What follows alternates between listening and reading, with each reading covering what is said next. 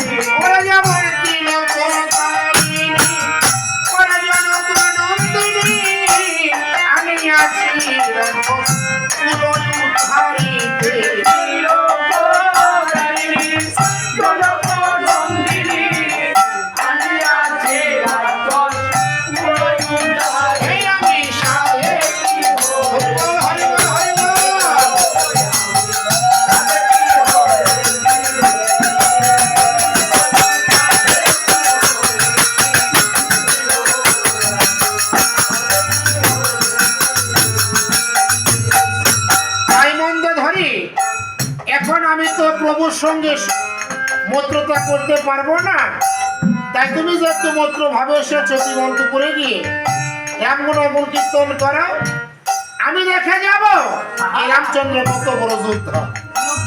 এ কথা বলে আজকে রাবণ রাজা তার সারথী পবনকে ডাক দিয়ে বলছিল, সারথী পবন শীঘ্র করে আমার রথখানাকে করে দাও সাজো, আজকে আমি করতে যাব বলে সাজো।